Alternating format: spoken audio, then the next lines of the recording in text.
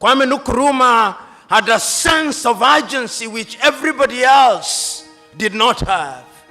He said, not in so many words, but in effect, that if we want to immunize ourselves from the diabolical machinations of the erstwhile colonial master, now turned neo-colonizer, we have to move here as one Africa, with the United States of Africa, with one army, with one currency, with one central bank, and with one nation. But they listened to him not. They had started getting used to the trappings of power. So what they came out with on that day in the month of May 1963 was a weak organization of African unity, the OAU, which many commentators were quick to describe in many ways and many times as the toothless bulldog. It was never a dog.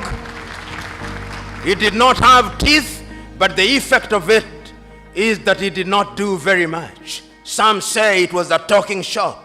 Mzee Warioba, who was then active in political life and in other sectors, will attest to that. Yet later, we were to create another body, the African Union, and we'll have something to say about that. So we come out of Addis Ababa, Ethiopia in 1963, clear as to what we want to do. The African politician begins to emerge. We have them in different parts, but they begin to show characters that are totally inimical to our expectations. You of Waswahili say, maskini akipata matako huliambwata. Maskini walipata matako zililiambwata. They started getting used to the trappings of power. And we started having countries which we thought would liberate us. And I'm talking about the hygiene of the politics. It started disappearing. Many of these individuals now thought that they were demigods, suffering from what I call the Messiah complex, thinking that they had been brought to Africa to liberate her, and that they suffered from two major diseases. One of them is the martyr syndrome, and the other one is the Messiah complex. They think that their countries owed them. Africa started producing leaders that one cannot recognize. How many of you will forget Jean Bedel Bokassa of Central African Republic, that man who murdered little children in the streets because they did not buy uniform from his wife? That Jean Bedel Bokassa. How many of you will forget Mobutu Sese Seko Kumbendu wa Nzambanga, who changed his country's name and presided over a kleptocratic regime? The Democratic Republic of Congo is the richest resource country on earth. Conservatively, it is said that under her belly she has minerals which is equivalent to 34.1 trillion United States dollars. And yet today, it is one of the poorest nations on earth.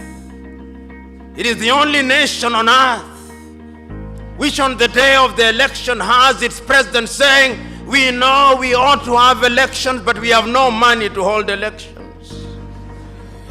When you see a country which has as its official name the Democratic Republic of Congo, know that there is no democracy. In fact, I dare say that any country, two countries that I know insisting on having as a part of the official name the Democratic Republic of something are never democratic. The other one is Korea, the People's Democratic Republic of Korea. It's as if when you can't graduate to be a doctor, you go to the church and you ask to be baptized as Dr. Mwadime. But that is not the point. The point is that who can forget Mobutu Sese Seko? Who can forget Idi Amin of Uganda? Who can forget Mengistu Haile Mariam of Ethiopia? And one can go on and on, because hygiene had started disappearing from African politics. Our agriculture was beginning to suffer. European musicians who had a little sense of guilt came to perform in Africa. Bob Geldof, to free the Ethiopians out of hunger. There was no hygiene in our politics. We could not run our education systems.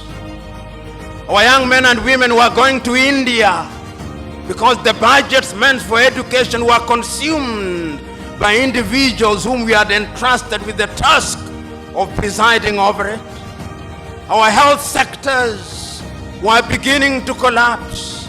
And as I've said before, the political leadership did not have any faith in those institutions. Typically, the typical African politician, perhaps not in Tanzania today, if they were sick, they had a cold, they would not go to Muhimbili, they would go to London. If they were Kenyan, they would not go to Kenyatta Hospital, they would run to the United Kingdom. Tragedy. No hygiene in our politics, because Africans had started engaging in theft. In fact, I used to say that African politicians were thieves. Then I went to Uganda and I was told that they are not thieves, they are looters. And when I went to Liberia last week, I was told they are not looters. I was told they are looters on an industrial scale. That is the logical metamorphosis of the African politician, whose appetite for public wealth is completely insatiable. Hygiene was disappearing from African politics, and we could see the effect of the disappearance of hygiene in African politics. But there was always the erstwhile colonial master to assist. Coup d'etats started visiting Africa. Modibo Keita in Mali was consumed. Nnamdi Azikiwe in Nigeria was consumed.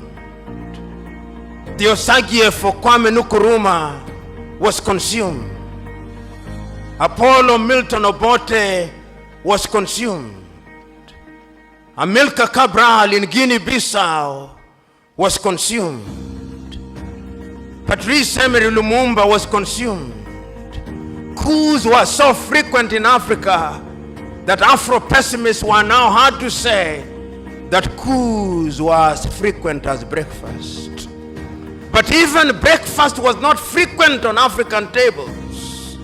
We could not feed ourselves because there was no hygiene in African politics. Your typical African politicians took the view that they had a divine mission to preside over their countries. They arrogated to themselves the monopoly of wisdom. If you listen to some of them, and I listen to the radio announcements announcing the activities of one leader of an African country, Habyarimana Juvenal, it would take 3 minutes to say the things that he had done.